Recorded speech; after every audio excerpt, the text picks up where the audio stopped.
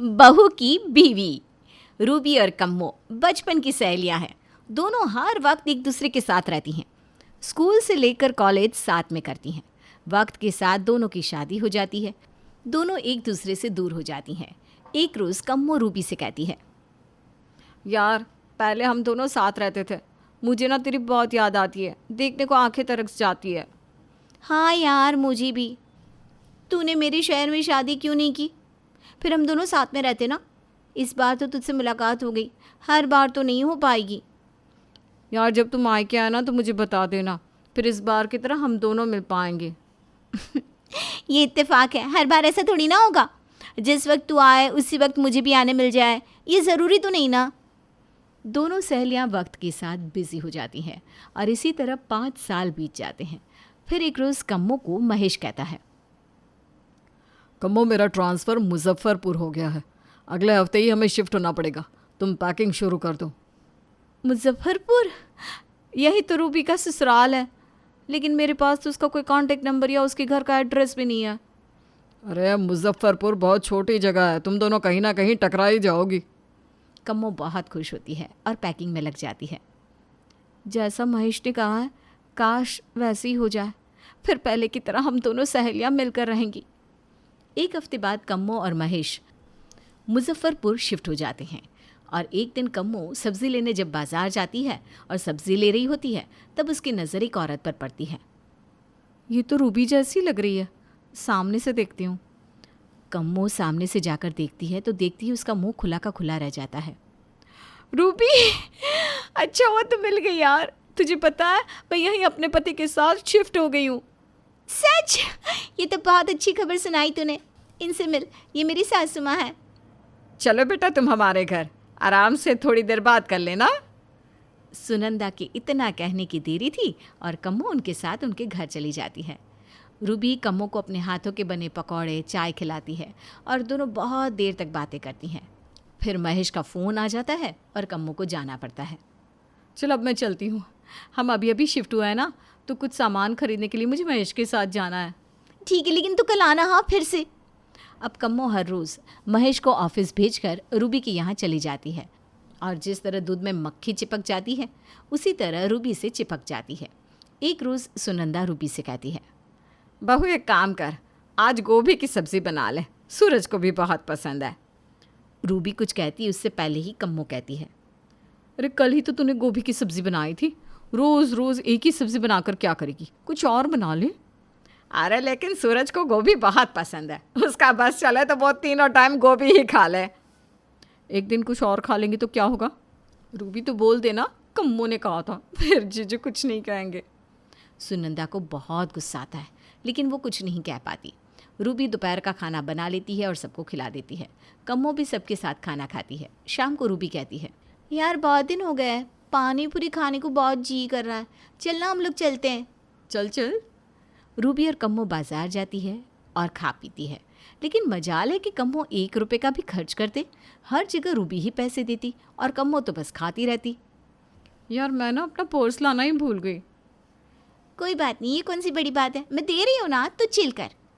कम्मो मुस्कुराती हुई मन ही मन कहती है, वाह कम्मो, एक्टिंग तो तू ज़बरदस्त करती है।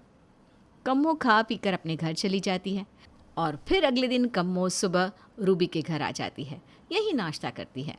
नैना रूबी से कहती है, भाभी मैं बाजार जा रही हूँ, आपको कुछ चाहिए तो कह दीजिए, मैं ले आऊँगी। तभी बीच में कम्मो कहती है, मुझे ना एक पर्स चाहिए था और बेलन, लेकर आना। हाँ ठीक है जी ठीक है। कम्मो नैना से पर्स और बेलन मंगवा लेती है, लेकिन उसे 1 रुपया तक नहीं देती और शर्म से नैना भी नहीं मांग पाती। कम्मो रूबी के घर के हर छोटे बड़े मैटर में बोलने लगती है। एक रोज़ सुनंदा और नैना घूमने के लिए जाने लगते हैं। बस दोनों ट्रेन के लिए निकलने ही वाली होती है कि कम्मो कहती है, अरे आज क्यों जा रहे हैं आप लोग, अगले हफ्ते जाइएगा, आज ट्रेन में बहुत भीड़ होगी। अरे चलना अंदर चलते हैं।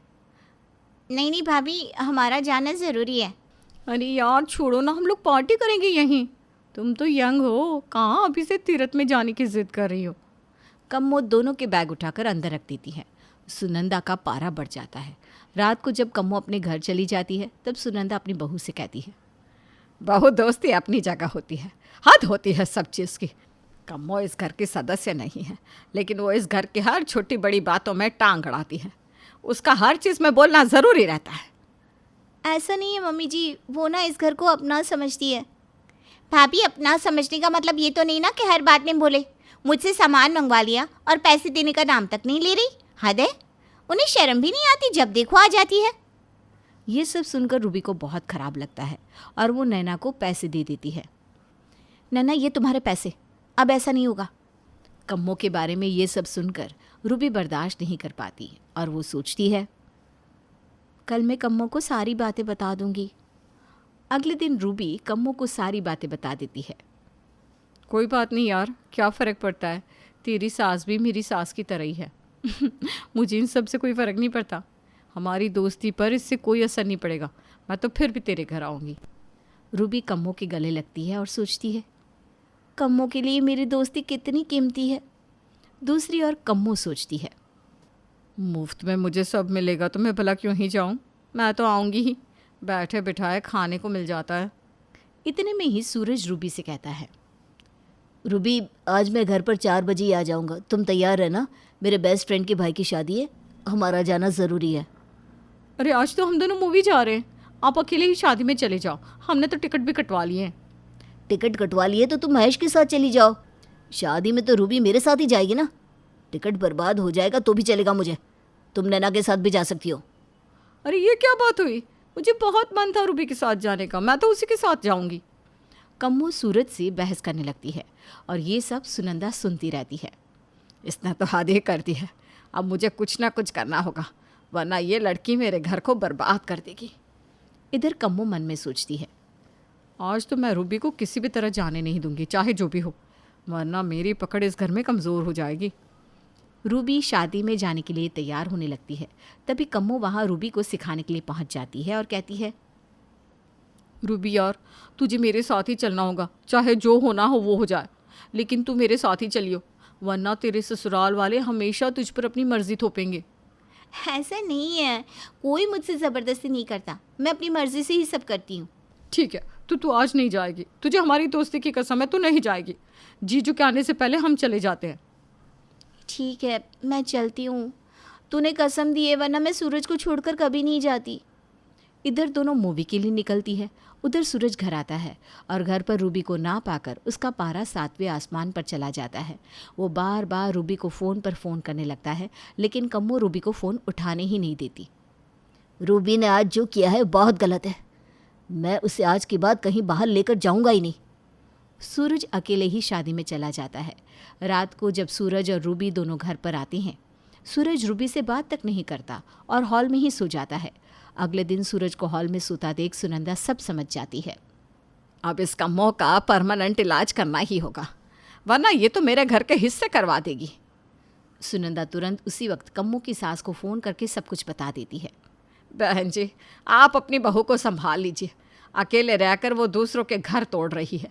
आपके बेटे का क्या ही ख्याल रखती होगी वो, बाकी तो आप समझदार हैं, मुझे ज़्यादा कहने की ज़रूरत नहीं है। ठीक किया बहन जी, जो आपने मुझे सब कुछ बता दिया। आज ही मैं अपने बेटे के पास जाने के लिए निकलती हूँ। कम्मो की सास उसी वक्त अपने घर से निकल जाती है और अगले दिन कम्मो के घर पर धमक जाती है। अपनी सास को घर पर देखकर कम्मो की आंखें खुली की खुली रह जाती है। मम्मी जी, आप यहाँ अचानक? हाँ, और अब मैं हमेशा यहीं रहूँगी।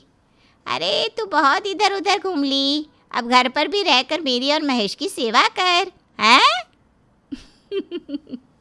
सास के आने के बाद कम्मो का घर से निकलना मुश्किल हो जाता है और सुनंदा का घर कम्मो से बच जाता है।